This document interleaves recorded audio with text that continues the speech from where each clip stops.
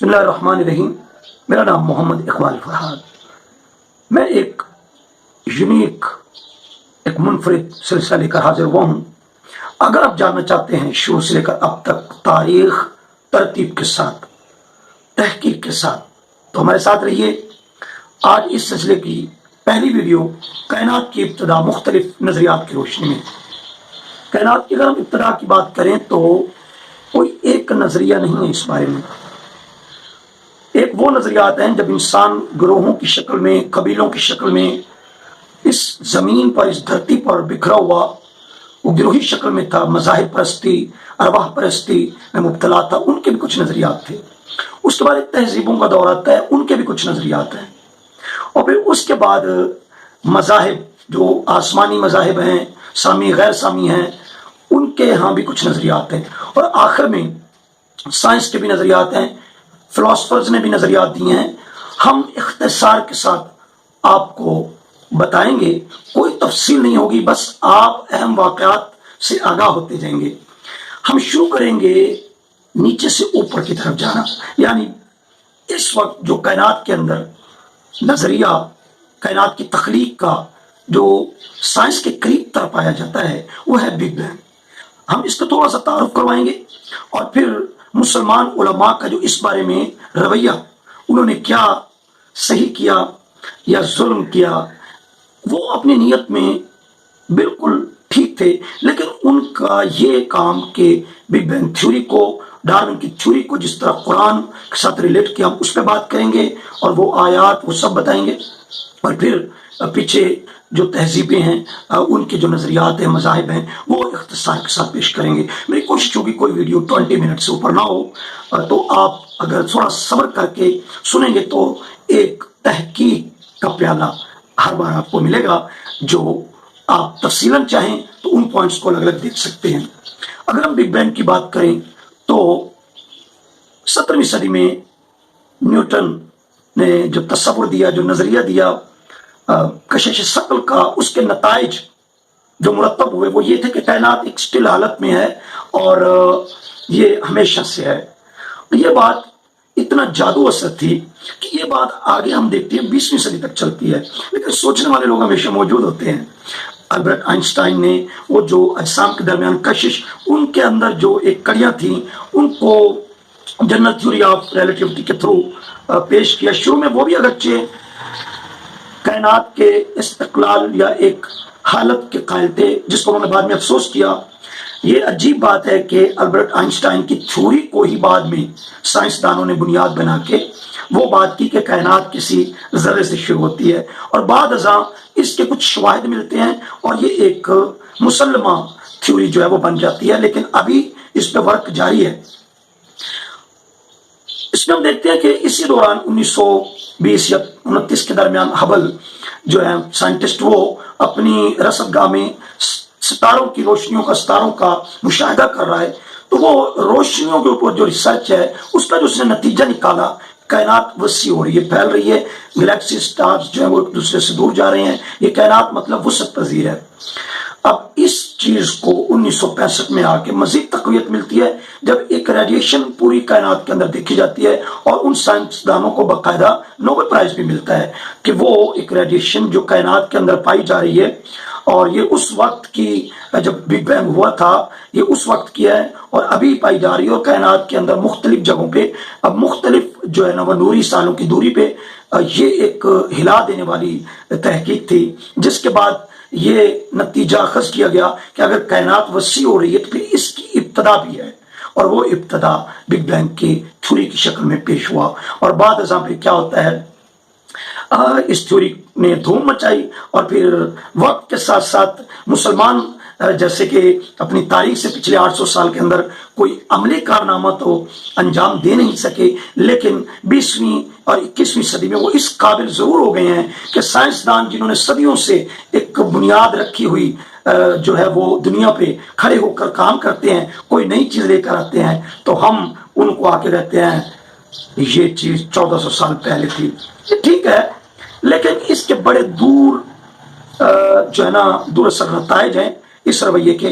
चुनांचे आज हम تھوڑی تھوڑی بات کریں گے.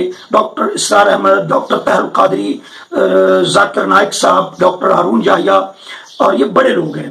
ان کی تحریروں نے, ان کے لیکچرز اور جو ویڈیوز جو ہمیں ملتی ہیں اس کا رزلٹ کیا ہے. پہلے میں ڈاکٹر اسرار احمد صاحب کی بات کروں تو وہ سب سے ایک منفرد طریقے کے ساتھ جدید اور قدیم کو ملاتے ہیں. اللہ ان کو غریق رحمت کرے.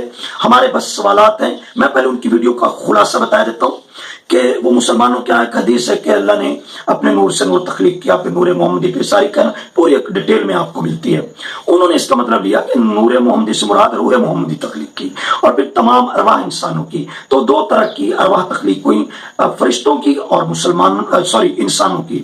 اور یہ جو نور تھا یہ ٹھنڈا تھا, اس میں خنکی تھی, لیکن اس کے اندر ایک حرارت کا ایلیمنٹ بھی تھا جو بعد ازاں بگ بینگ کی صورت میں آتا ہے. یہاں پر ڈاکٹر اسرار احمد صاحب نے بہت ہی خوبصورتی کے ساتھ جو ہے وہ بگ بینگ تھیوری کو تسلیم کیا, اور قرآن کی آیت جو ہے اولم یر الذین کفروا ان السماوات والارض کانتا رتقا ففتقناہما وجعلنا من الماء کل شیء, اس کو بگ بینگ تھیوری اس سے ثابت کر دیا اور آگے لے کے بڑھے کہ جب وہ دھماکے ہوئے اور ایک عمل رہا آگ کے گولے, اور پھر وہ بارشیں ہوئیں, اور بعد میں وہ حرارت مدھم پڑی, اور پھر زمین کے اندر وہ پانی اور وہ کیچڑ, اور پھر اس کے اندر سے ڈارون کی تھیوری کو بھی ڈاکٹر صاحب نے تسلیم کرتے ہوئے اس کو ریزلٹس کھڑے کیے. اور وہ انبتکم من الارض نباتا آیت سے ڈارون کی تھیوری کو لے کر انسان کے دو حصے کر دیے. ایک انسان وہ جس کی ارواح پہلے تخلیق ہو چکی ہیں, اور ایک وہ جو بعد میں ایک وجود کے ساتھ بنا ہے, وہ حیوان تھا, وہ انسان ہے, وہ انسان تھا, حیوان تھا, اور بعد میں پھر یہ روح جو پہلے تخلیق ہوئی تھی وہ اس کے ساتھ ملائی گئی. تو اس وقت سجدے کا حکم ہوا, اور جب وہ آگ کے گولے اور آگ کا عمل ہوا اس نور کے اندر, تو اس وقت جنات کی تخلیق ہوئی. تو پھر جنات کو سجدے کا حکم ہوا تو انہوں نے کہا ہم تو نہیں کریں گے. یہاں بڑی عجیب مزہ کا خیز بات ہے کہ ڈاکٹر اسرار احمد صاحب رحمہ اللہ نے جو یہ سارا ایک ترتیب دی ہے, اس میں تو جنات بعد میں تخلیق ہو رہے ہیں. تو انہوں نے کیسے کہا کہ ہم نہیں مانیں گے؟ مسلمانوں کا جو روایتی نظریہ تخلیق ہے وہ وہی ہے جو یہود کے ہاں, عیسائیوں کے ہاں جو روایتی ہے, میں کہہ رہا ہوں. یہ بعد میں قرآن کے اوپر کھڑے ہو کر ٹونیشن تھیوری کو اور ان کو ثابت کیا گیا. تو یہاں سوالات کئی پیدا ہوتے ہیں.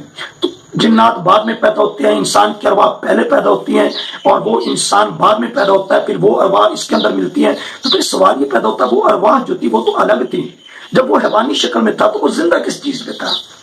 تو اس کے بعد مزے کی بات یہ ہے کہ ڈارون نے جو انسانی شخصیت کے 3 مدارج بتایا اس کو بھی ڈاکٹر صاحب نے قرآن کے ساتھ ریلیٹ کیا اور تھوڑا سا اختلاف کیا. یہاں پر اگر ہم ڈاکٹر ذاکر نائک صاحب کی بات کرتے ہیں, بعد میں کچھ اعتراضات اور سوالات کروں گا. تو ڈاکٹر ذاکر نائک صاحب نے کیا, ان سے سوال کیا گیا کائنات کی ابتدا اسلام میں کیا ہے. تو موصوف نے یہی آیت اولم یر الذین پڑھی کہ کافر دیکھتے نہیں ہیں کہ زمین آسمان ایک حالت میں تھی, پھر ہم نے اس کو الگ کیا, اور یہ کہ کائنات ساری پانی سے تخلیق ہوئی اور بات ختم. ڈاکٹر ہارون یحییٰ نے بھی یہی کیا, اور باقی ڈاکٹر طاہر القادری صاحب کے جو اگر ہم ویب سائٹ پہ جاتے ہیں تو یہی ہمیں سب کچھ ملتا ہے. انہوں نے قل اعوذ برب الفلق سے, فلق یعنی پھاڑنا, اور کن فیکون سے, اور اس طرح کی ساری باتوں سے جو ہے بگ بینگ کو ثابت کیا. اور گویا اب بگ بینگ کی تھیوری اور اس کے ساتھ جو ہے وہ ڈارون کی تھیوری جو ہے وہ ثابت ہو گئی قرآن سے. اب یہاں ذرا رکیے, میرا کوئی اعتراض نہیں, کوئی دشمنی نہیں ہے, میں ایک سوالات کا سلسلہ اور مکالمہ کرنا چاہتا ہوں اور بتانا چاہتا ہوں کہ یہ رویہ جو اپنایا گیا بگ بینگ تھیوری کو اور ڈارون کی تھیوری کو جو قرآن سے ثابت کیا گیا, اور اسی طرح امام احمد رضا خان ماضی میں جو سائنسی حقائق تھے ان کو قرآن سے جھٹلایا, اور زمین ساکنہ ایک باقاعدہ اس کے اوپر ان کی بک آئی. تو یہاں سوالات کئی پیدا ہوتے ہیں. نمبر 1, اگر ہم بات کریں قرآن سے ثابت کرنے کی, تو اگر آپ کوئی چیز قرآن سے ثابت کر دیتے ہیں تو پھر مزید اس کے اوپر سوال اور جواب کا سلسلہ ختم ہو جاتا ہے. پہلا سوال یہ ہے کہ کیا ڈارون کی تھیوری جو ارتقاء کی ہے اور جو بگ بینگ کی ہے, کیا یہ بالکل مکمل 100% پوری دنیا میں تسلیم ہو چکی ہیں؟ تو ایسا نہیں ہے, ان کے اوپر بڑے اعتراضات ہیں, اس کی اپوزٹ تھیوریز ہیں, اور کائنات کی تخلیق کے بارے میں سائنس میں ایک سے زیادہ جو ہے وہ نظریات ہیں، لیکن یہ قریب ترین ہے، ابھی اس پہ ورک جاری ہے اور ہم نے اس کو قرآن سے ثابت کر دیا۔ تو اس سے ہم نوجوانوں کو، طلباء کو کیا میسج دے رہے ہیں؟ ہم ان کی سوچ کو سائنسی نہیں بنا رہے۔ ہم نے جب ایک سائنس کے سبجیکٹ کو جو ابھی انڈر پروسیس ہے اس کو قرآن سے ثابت کر، ہم نے گویا مہر لگا دی کہ بگ بینگ ہی قرآن کا مفہوم ہے اور ڈارون کی تھیوری ہی قرآن جو ہے وہ ثابت ہو رہی ہے، تو ہم نے وہ جو ایک سائنسی عمل ہے، ایک لاجک کا ہے، مشاہدے کا ہے، تجربے کا ہے، ہم نے وہ ثابت کر کے ہم نے انسانی عقلوں پہ پہرا لگا دیا، ایک طرح سے پابندی لگا دی۔ یعنی اب آپ دیکھیں کہ وہ بندہ جس نے اعلیٰ حضرت امام احمد رضا خان کے رزلٹس پڑھے ہوں گے کہ زمین ساکن ہے، اور انہوں نے قرآن سے ثابت کیا، اور آج بھی جو مدنی بھائی ہیں وہ ببانگ دہل اپنے چینل پہ بچوں کو بتا رہے ہیں بیٹا زمین ساکن ہے، وہ نہیں مان رہے۔ سو آپ کیا کر رہے ہیں؟ آپ دنیا کے رستے میں، عقل کے رستے میں، لاجک کے رستے میں رکاوٹ ڈال رہے ہیں۔ اگلا سوال یہ ہے کہ یہ چاروں بڑی شخصیات عالم ہے، کیا یہ سائنٹسٹ ہے؟ کیا کسی عالم کا یہ رائٹ بنتا ہے کہ وہ سائنس کی تھیوری کو، سائنس کے سبجیکٹ کو سمجھے بغیر وہ سائنس کے ان نظریات کو، تھیوریز کو قرآن سے ثابت کرے؟ کیا وہ خود سائنٹسٹ ہے؟ تو اس میں بڑے مسائل پیدا ہوتے ہیں۔ مثال کے طور پر اگر اولم یر الذین کفروا ان السماوات والارض سے بگ بینگ تھیوری کو ثابت کر رہے ہیں، تو میرے چند ایک سوالات ہیں۔ قرآن نے آسمان کی بات کی ہے، سماوات کی بات کی ہے، تو ابھی سائنس تو اس طرف آئی نہیں ہے، وہ تو اس چیز کو نہیں سمجھ پائی ہے کہ کوئی آسمان نام کی چیز ہے۔ پھر اسپیسیفک زمین کا ذکر ہے، جبکہ بگ بینگ میں ایسا کچھ نہیں، جو ہے وہ تو ایک پوائنٹ کے اندر کائنات سمٹی ہوئی بگ بینگ۔ تو قرآن نے تو اسپیسیفک کہا ہے کہ زمین اور آسمان، یعنی زمین اگر سیارہ ہے تو آسمان تو کوئی سیارہ ہی نہیں ہے۔ آسمان تو ابھی تک اس کی ریسرچ میں نہیں آیا ہے، ابھی تک اس کو پکڑا ہی نہیں گیا، تو آپ نے کس طرح اس کو بگ بینگ کے اندر وہ ثابت کر کے قرآن کی آیت بنا دیا ہے؟ اور پھر وہ وَأَنبَتَكُم مِّنَ الْأَرْضِ نَبَاتًا، آپ نے وہ کتنا بڑا اسلامی جو روایتی تصور ہے، اگرچہ قرآن سے اور طرح سے ہے، لیکن پرویز احمد صاحب نے بھی پورا وہ ثابت کر دیا، ڈارون کی تھیوری کو ڈاکٹر اسرار احمد صاحب نے بھی ثابت کر دیا، اور بھی۔ تو یہ ہم کیا کر رہے ہیں؟ میری گزارش یہ ہے کہ اگر آپ کو اتنا ہی شوق ہے قرآن کو سائنس کی کتاب ثابت کرنے کا، ڈاکٹر تعلق قادری سے میری گزارش ہے، اتنا بڑا روپیہ آپ نے اکٹھا کیا مسلمانوں سے، منہاج یونیورسٹی آپ کی تھک کر تین یونیورسٹیوں میں آتی ہے، تو آپ کم از کم یہاں پر ڈپارٹمنٹ کھولیں، قرآن کی سائنس، قرآن کی بایو، قرآن کی فزکس، قرآن کا میتھ، قرآن کا آئی ٹی کریں نا آپ۔ یہ تو ڈرامہ ختم کریں آپ، وہ لوگ محنت کر کے کام کرتے ہیں اور آپ ایک ہدایت کی کتاب سے ایک سائنٹیفک چیزوں کو ثابت کرنے بیٹھ جاتے ہیں۔ ایک قرآن خود کہتا ہے ہدی للناس ہدی للمتقین، وہ تو یہ کلیم ہی نہیں کرتا ہے کہ وہ کچھ سائنس کا انسائکلوپیڈیا یا کیا ہے۔ تو قرآن کے اندر اگر سب کچھ موجود ہے تو اس کے بارے میں بھی لوگوں نے خیال کیا ہے کہ وہ ہدایت کے متعلق جو ہے وہ سب کچھ اس کے اندر موجود ہے۔ معذرت۔ تو آپ قرآن کو انسائکلوپیڈیا نہ بنائیں۔ آج میری بات دیکھیں، میرا دل نہیں مان رہا ہے مسلم ہوتے ہوئے کہ بگ بینگ کوئی حقیقت ہے، میرے بڑے سوالات ہیں۔ وہ ٹھیک ہے، سائنس کے اندر وہ قریب قریب چیزیں ملی ہیں، مجھے نہیں لگ رہا کہ قرآن کی آیت اس کو سپورٹ کر رہی ہے یا وہ قرآن، تو آپ ایسا کیوں کر رہے ہیں؟ کل اگر سائنس بالکل اس کے برعکس نظریات دیتی ہے، آپ کیا کریں گے؟ جیسے امام احمد رضا، ان کی نیت میں ہم کوئی شک نہیں کر رہے ہیں، لیکن یہ کتنا بڑا خلا اور کتنی بڑی یہ ایک، میں سمجھتا ہوں کہ غلطی بزرگوں کی کہیں تو وہ بھی گستاخی ہوگی، یعنی قرآن کی آیات سے زمین کو ساکن ثابت کر دیا۔ اب قرآن کا کیا اعتبار کریں گے لوگ؟ آپ کچھ بھی قرآن سے ثابت کریں، جس کا جو دل کرتا ہے وہ قرآن کی آیات کو توڑ موڑ کے کسی طرح مفہوم نکلتا ہے وہ اس کو نکال کے لے آتا ہے۔ بھائی آپ بنے بنائے نظریات، بنے بنائے عقیدے، بنے بنائے مفہوم، بنے بنائے تھیوری قرآن کے اندر رکھ کے مت اس کو پرنٹ کریں۔ قرآن ہدایت کی کتابیں پڑھیں، جو مورل ویلیوز ہیں لیں، اپنی زندگی کو سنواریں، اپنے اس خدا کو دیکھیں۔ آپ سائنس سے خدا کو، مذہب کو مت تسلیم کریں، آپ کی عقل مانے گی، آپ کا وجدان مانے گا، آپ کی روح مانے گی۔ تو یہ میرے کچھ سوالات تھے، مطلب کہ اگر آپ اس طرح قرآن کی آیات کو سائنس کے ساتھ ثابت کریں گے، یا سائنس کو قرآن سے یا قرآن کو سائنس سے، تو یہ عمل عقل پر، تحقیق پر پہرا بٹھانے والی بات ہے۔ آپ اتنا کہہ سکتے ہیں کہ کوئی سائنسی حقائق ہوئے قرآن کے ساتھ مطابقت کر رہے ہیں تو سبحان اللہ، آپ کہیں گی مطابقت ہے، لیکن ہمارا یہ عقیدہ نہیں ہے کہ یہ قرآن اس کو ثابت کر رہا ہے یا یہ قرآن کو ثابت کر رہے ہیں۔ جو سائنس کے حقائق ہے وہ بذات خود وقت کے ساتھ بولتے رہتے ہیں، آپ قرآن پڑھتے جائیں۔ تو میں پھر کہوں گا کہ اگر آپ کو اتنا ہی شوق ہے قرآن کو سائنس کی کتاب، تو اپنے مدرسوں میں، اپنے سلیبس کے اندر اس کو لائیں، آپ قرآن پڑھائیں۔ قرآن اتنی بڑی کتاب ہے کہ جو بھی چیز آتی ہے آپ قرآن سے لے آتے ہیں، جو بھی چیز آتی، تو بھئی آپ کریں نا، تاکہ لوگ مانے کے دیکھیں مسلمانوں نے بھی اپنی کتاب سے سائنس کے اصول اور قوانین اخذ کرنا شروع کر دیے. دیکھیں قرآن اگر سائنس کی کتاب ہوتی تو مسلمان صدیوں سے پڑھ رہے ہیں. اس سے ہمیں کوٹ کر کر کے بتاتے ہو. ماضی میں بھی ایسی کوئی مثال نہیں ملتی رازی ابن سینا اور وہ کہ انہوں نے کچھ اسپیسیفک ایک لائٹ ملتی ہے آپ کو قرآن سے سوچنے کی, ایک ڈائمینشنز ملتی ہیں, لیکن یہ کہ انہوں نے کوئی اسپیسیفک آیت پڑھی اور ایک کوئی کلیہ بنا لیا ہو, ایسا کبھی نہیں. آپ یہ نہ کریں. میرے نزدیک ان بزرگوں نے میرے خیال قرآن کی تعبیر میں یہ ایک اس کی جدید تشریح کرنے کے شوق کے اندر سائنس اور قرآن کو اس کا اقتباس کیا, اس کو مکس کیا, جو کہ مناسب نہیں ہے. آپ اس پہ کامنٹ کر سکتے ہیں, آپ دلیل دے سکتے ہیں. اگر میری غلطی ہوگی تو میں اس کو تسلیم کروں گا. واپس چلتے ہیں کہ کائنات کا یہ تو ہم نے جو جدید ترین تھیوری تھی اس کو پر بات کر لی. پیچھے چلتے ہیں مذاہب کی بات کریں تو بھائی سچی بات یہ ہے کہ یہ تینوں ابراہیمی مذاہب ہیں, اسلام, یہودیت, عیسائیت. پتہ نہیں اتنی نفرتیں ہم نے کہاں سے کھڑی کر دی ہیں. ان کے تصورات میں بہت یکسانیت ہے. کائنات کی تخلیق, آدم حوا کی تخلیق, تینوں میں تھوڑا بہت اختلافات موجود ہیں. ایک ہی ہے عیسائیت میں کہ وہ خدا 6 دن میں بنا کے 7ویں دن آرام کیا, اور یہودیت میں یہ کہ زمین چپٹی ہے اور دوزخ اور زمین کے تہہ میں ہے اور جنت آسمان کے اوپر ہے. باقی جو حوا اور آدم کی جو روایتی قصہ وہ تو ہم نے لیا ہے وہیں سے ہے. تھوڑا پیچھے چلتے ہیں ہم, اگر چلیں ابھی مذاہب باقی ہیں تو جو ہندوستان کے بدھزم, ہندوازم, وہاں پر یہ کہ کائنات دائمی ہے, ان کے یہ نظریات ہیں, یہ شروع سے چلی آ رہی ہیں اور اس کے اندر ہی گاڈ یا ریالٹی موجود ہے, اپنی ذات میں ہے, سامنے ہے. اور اگر ہم بات کرتے ہیں تہذیبی دور کی تو چائنا, آسٹریلیا, امریکہ اور یونان, اور پھر اس سے پیچھے چلے جائیں 3-4 ہزار سال مصری اور سمیری اور ان ساری تہذیبوں میں اگر ہم دیکھیں تو چائنا کی تہذیب میں بھی اور سمیری تہذیب میں بھی, مصری تہذیب میں بھی, یونانی تہذیب میں بھی ایک طاقت کا ذکر ملتا ہے جس نے پانی سے تقریباً کائنات کو تخلیق کیا. پانی کا ذکر آتا ہے. اور آسٹریلیا کے اندر جو تہذیب قدیم پائی جاتی ہے وہ ایک روشنی تخلیق ہوئی, اس سے کائنات تخلیق ہوئی. اس سے پیچھے ہم چلتے ہیں تو وہ غیر تہذیب جو دور ہے, غیر مہذب کہہ لیں. میں تو ان آباء و اجداد کو بھی اپنے دور کا سائنٹسٹ نہیں کہتا ہوں, وہ لاجیکل تھے, ان کو جو اچھا لگتا تھا وہ اس کے مطابق تشریح کرتے تھے.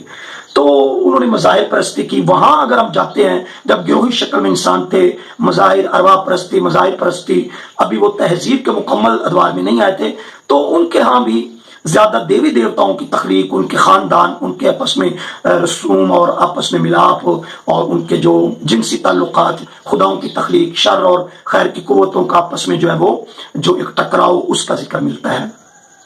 تو یہ تھا جی قدیم سے لے کر اب تک. اب رہی بات کائنات, میں نے کہا شروع سے لے کر اب تک, تو ہمارے پاس جتنا ریٹن جو مواد موجود ہے وہ 5000 سال کا ہے. باقی انسان لاکھوں سال پرانا یا کائنات کروڑوں اربوں, اب 90 ارب سال بھی کہا جا رہا ہے, 14 ارب سال بھی, 20 ارب سال بھی کائنات کی جو ہے وہ عمر جو ہے اس کا تعین کیا گیا ہے. لیکن یہ ایک سائنسی حساب کتاب ہے. ریسرچ کے ساتھ یہ باتیں نیچے اوپر ہو سکتی ہیں. کچھ باتیں ہیں جو بالکل ثابت ہو چکی ہیں, اور اس طرح کائنات کی پوری جو عمر ہے وہ اتنی طے ہوتی ہے. آج ہم نے کور کیا تہذیبوں سے پہلے کا ادوار, تہذیبوں کے اندر کائنات کی تخلیق کا پانی سے, اور باقی مذاہب عالم, اور جدید جو ہے نظریہ جو ہے تخلیق کائنات کا بگ بینگ, اس کے اوپر جو سوالات تھے. اور میرے خیال ہے ان بزرگوں کو اس شوق میں کہ قرآن میں سب کچھ موجود ہے, سب کچھ کا مطلب سمجھنے کی ہمیں ضرورت ہے کہ جو بھی انسان کی فلاح و بہبود کے لیے, آخرت اور ہدایت کے بارے میں, کیونکہ قرآن دعویٰ کرتا ہے میں ہدایت کی کتاب ہوں. قرآن کے اندر جو کائنات کے بارے میں آیات ہیں یا خدا کے بارے میں ہیں, اس سارے کو ہم ہدایت کے پس منظر میں کریں, اس کو تحقیق کریں, پڑھیں, اس کو لطف اٹھائیں, ایمان کا حصہ بنائیں. ہمیں ایسا لگتا ہے کہ جیسے ہمارے اپنے مذہب پہ, ہمیں خدا پہ, قرآن پہ یقین نہیں, اور جیسے کوئی بات ہمیں ملتی ہے ہم بھاگے بھاگے آتے ہیں, اور وہ دیکھو سائنس کے کریے قرآن بھی یہی کہہ رہا ہے. دنیا ہمارا اس بات کا مذاق اڑاتی ہے. اور سائنس کو آزاد چھوڑیے, فلسفے کو آزاد چھوڑیے. اب میں نے فلاسفہ کے نظریات نہیں بتائے کیونکہ ان کے بھی تخمینے جو اینڈ پہ جا کے یونانیوں کے ہیں کائنات کی تخلیق کے بارے میں, وہ بھی مذہبی بن جاتے ہیں. تو سائنس اور فلسفہ جو ہے وہ زیادہ جو مٹیریل ہے جو ہمارے سامنے ہے اس کو ڈسکس کرتا ہے, لیکن کچھ فلاسفرز نے میٹا فزکس جو ہے, جو مابعد طبیعت کی دنیا ہے, اس کو بھی لے کے ڈسکس کیا ہے. آگے ہم انشاءاللہ ترتیب کے ساتھ جو سفر بنتا ہے ہمارا, اس کے اوپر ویڈیو لائیں گے اپنے دوستوں کے ساتھ. اگر آپ چاہتے ہیں اس طرح تمام معلومات آپ کو ایک ٹیبلٹ یا ایک کیپسول کی شکل میں ملے تو وہ ہمارے ساتھ رہیے آپ. میں امید کرتا ہوں آپ اس کو پسند کریں گے، اور اپنا کوئی سوال ہے، کوئی کامنٹ ہے تو ضرور بتائیے گا. اللہ حافظ. اللہ آپ کو اپنی زبان میں رکھے اور ہم سب کو ہدایت نصیب کرے. Thank you.